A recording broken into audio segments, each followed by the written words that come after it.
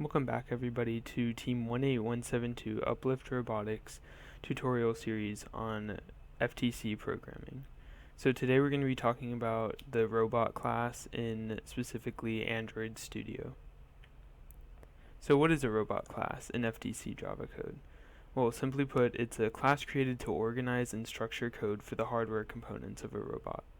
So in this class, all of the motors, servos, sensors, and other parts are declared and initialized.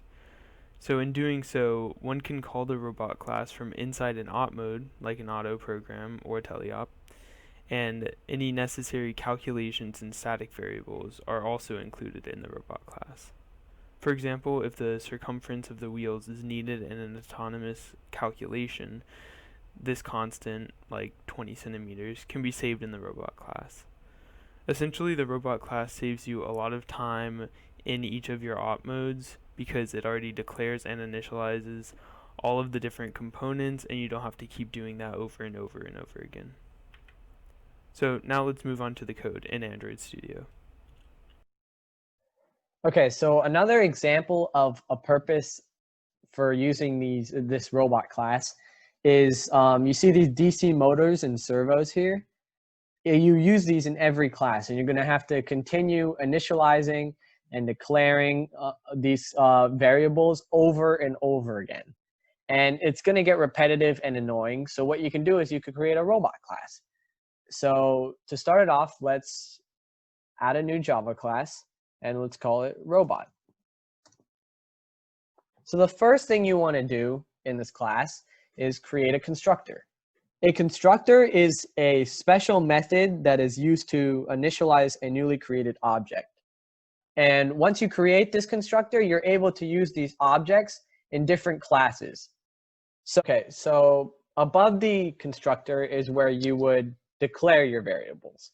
So what you would need to do is you need to say public and then each of your variables. So DC motor, and then I think it was left front, semicolon, public, DC motor, right front, public, DC motor, left back, and I'm just gonna copy it. Oh, and we'll do right back.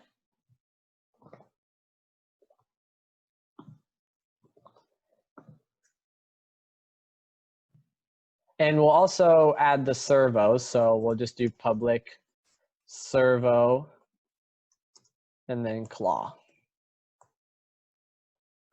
So inside the constructor is where you do the hardware map. And in order for you to bring the hardware map into the robot class, you have to say public hardware map and then hardware map. So in here, I can say the left front is equal to hardware map dot get DC motor dot class and the name.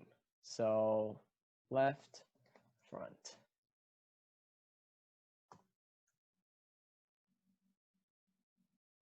So once you've initialized and declared your variables in the robot class, you're pretty much done with your robot class. But now you have to be able to use these variables in different classes. So in order to use it in such as your auto program, you delete your other declared and initialized parts of it, and because you've already done it in the robot class. And to add it, you just say robot, which is your class name, and then robot, which is a variable, and then new robot, semicolon. Now you've brought all the stuff from your constructor and your robot class into this program. And if you want to use it in front of all your variables, just put robot in front of it. So robot, and there you go. It works. So just for all your errors, just put robot in front of it and you should be good to go. Thanks for watching, everyone, and be sure to put any questions or video ideas in the comment section below. In the description, we have all of our links to our social media, and we have also links at the end of the video to other videos like the cat series.